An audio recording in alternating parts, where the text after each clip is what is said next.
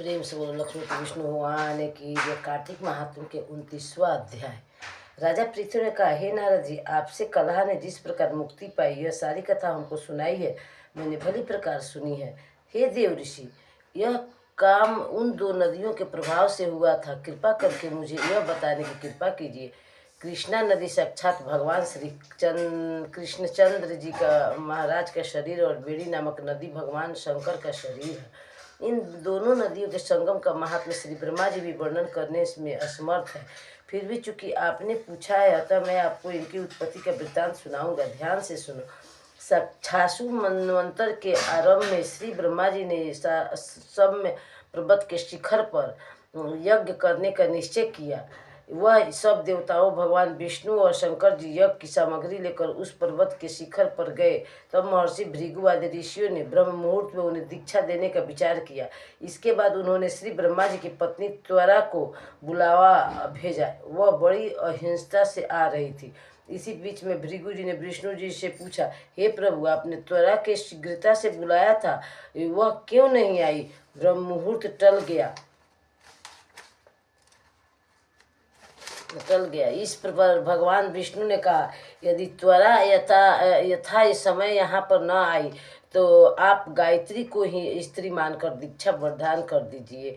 गायत्री पुण्य कर्म में ब्रह्मा जी की स्त्री नहीं हो सकती है। नारद जी बोले, भगवान शंकर ने विष्णु जी से की बात का समर्थन किया। यह बात सुनकर भृगु जी ने गायत्री को श्री ब्रह्मा जी के दाईं ओर बिठाकर दीक्षा विधान आरंभ कर दिया। ऋषि मंडल गायत्री को दीक्षा दे ही रहा था कि इतने में त्वरा भी यह मंडप में आ पहुंची। श्री ब्रह्मा जी के पास में गायत्री को देखकर ईर्ष्या से क्रोधित होकर त्वरा ने कहा, जहाँ अपूज्यों की पूज्य होती है और पूज्यों की अप्रतिष्ठा होती है, वहाँ पर दुर्भिक्ष, मृत्यु तथा भय तीनों अवश्यमेव हुआ करते हैं। यह गायत्री जी ब्रह्मा जी की दाईं ओर तथा मेरे स्थान पर बैठी है। यह दृश्य बहने वाली नदी होगी। आप लोगों ने अविचार से इसे जो मेरे स्थान बैठाया है, अतः आप भी सबके सब जड़ रूप नदियां होंगे। नारद जी ने राजा पृथु से कहा, हे राजन, इस तरह त्वरा के शाप को सुनकर गायत्री मारे क्रोध के लाल भूखा होकर अपने होठ काटने लगी। देवताओं के मना करने पर भी उसने उठकर त्वरा के शाप दे डाला। गायत्री ने कहा, ब्रह्मा जी जैसे तुम्हारे पति हैं वैसे ही मेरे भी पति हैं। तुमने व्यर्थ ही शाप दिया है, अतः तुम भी नदी हो जाओ। नारद जी ने कहा है, तब तो देवताओं में भी खलबली सी मच गई। वह त्वरा को दंडवत करके कहने लगी, हे देवी, तूने जो ब्रह्मा आदि सब देवताओं का शाप दिया है, इससे यदि हम सब जड़ रूप नदियाँ हो जाएंगे तो फिर निश्चय ही यह तीनों लोक न हो जाएंगे, क्योंकि यह शाप तुमने बिना विचार दिया, अतः तुम इसे वापस ले लो। त्वरा ने कहा, हे देवतागण, आपने यज्ञ के आरंभ में गणेश पूजन नहीं किया है, इसलिए यह विघ्न उपस्थित हुआ है। मेरा यह शाप कभी खाली नहीं जा सकता। इसलिए आप सब अपने अंगों से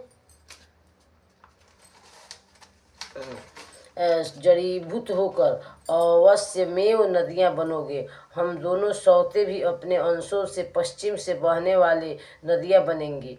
नारद जी ने राजा पृथु से कहा, त्वरा के यह वचन सुनकर सभी देवता विष्णु शंकर आदि अपने अपने अंशों से नदियां बन गए। भगवान विष्णु के अंश से कृष्ण, भगवान शंकर के अंश से बेड़ी तथा श्री ब्रह्मा जी के अंश से कुमुदमती नाम वाली नदियाँ उत्पन्न हो गई। सभी देवताओं ने अपने अंशों को जड़ बनाकर वही सौम्य पर्वत पर फेंक दिया। फिर उन लोगों के अंश अलग अलग नदियों के रूप में बहने लगे।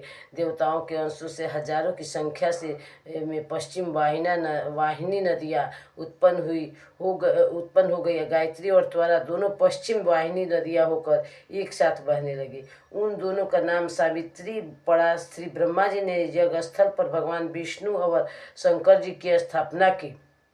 दोनों देवता महाबल तथा अतिबल के नाम से विख्यात हुए। राजन, कृष्णा और बेड़ी नदी की उत्पत्ति का यह वर्णन जो मनुष्य सुनेगा उसे दर्शन और स्नान का फल प्राप्त होगा। प्रेम से बोल लक्ष्मी विष्णु भगवान की जय। कार्तिक मातम के 29वां अध्याय समाप्त हुआ। प्रेम से बोल लक्ष्मी विष्णु भगवान की जय।